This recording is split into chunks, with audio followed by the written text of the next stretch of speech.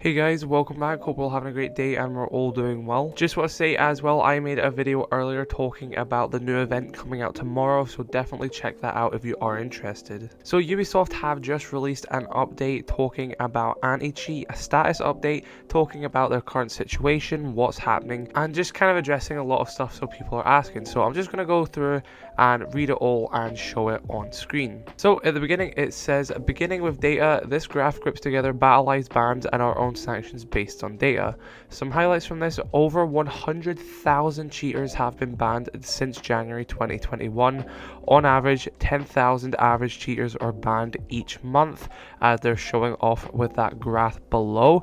Next, let's look at the split between BattlEye and our database sanctions.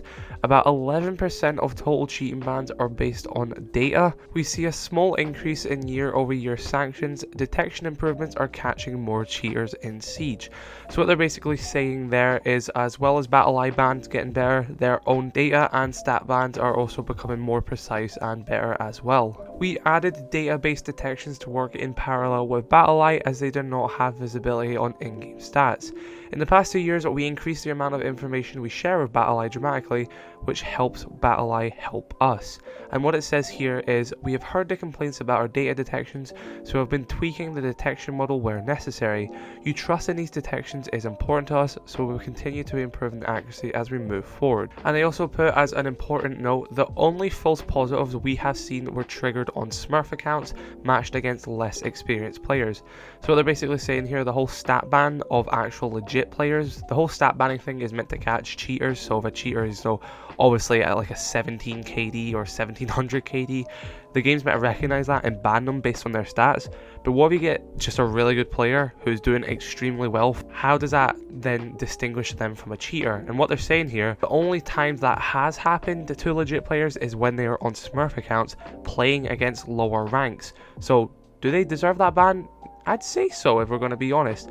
The whole thing there is to stop cheating, and although they aren't cheating and they aren't breaking guidelines, if you're on a Smurf account and you are getting an insanely high KD because you're fighting people 7 ranks below you, then I honestly don't care if your account gets banned. But then again, you're also just making the game not fun for people in that skill level. So yeah, I honestly don't care that these Smurf accounts who are just out there demolishing lower ranks are getting banned anyway. So it's collateral damage, but collateral damage which I'm fine with it taking. Their next steps is they are working with multiple teams and data scientists on this subject. They plan on expanding their detection and adding more data points to improve precision.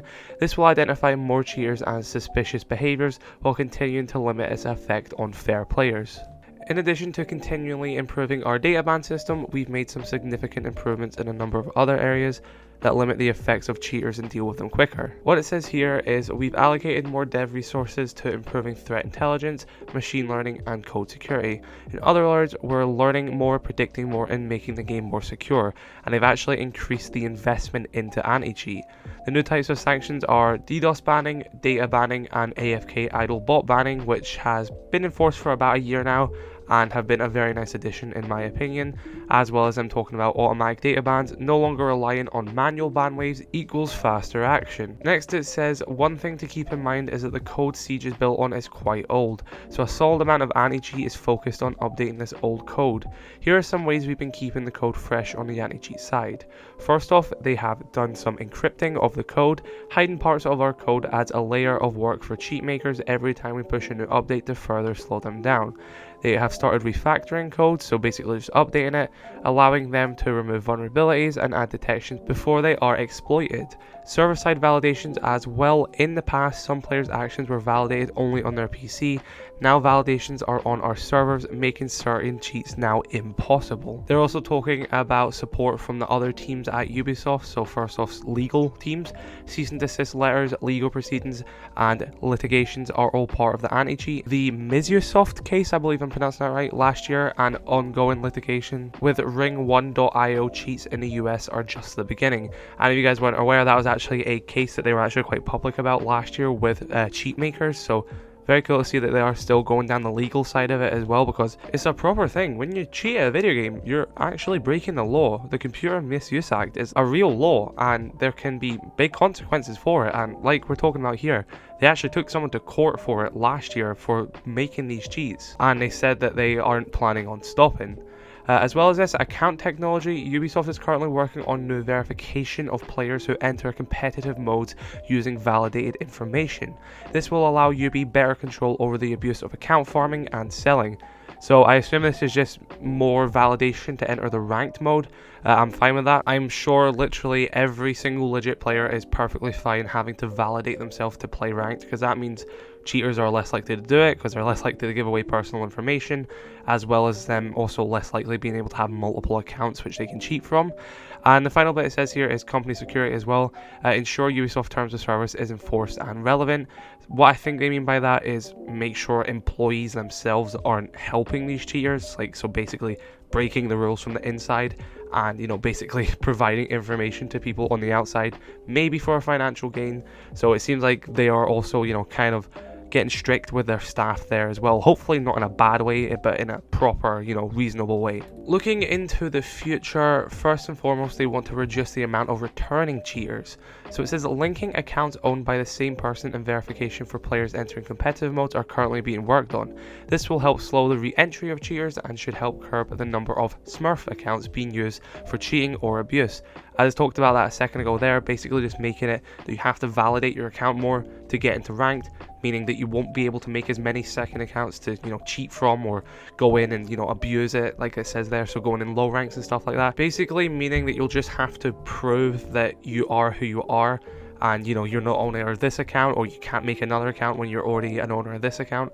Just basically making it so they know who is actually playing on that account, why they are there, and obviously if they are cheating, they know not to let that person be able to be validated again for another account once they've already been sanctioned. The bug bounty program, it says here, it says, while not managed by our team, we will be contributing to an upcoming Ubisoft bounty program, and it says it's actually different from R6 Fix.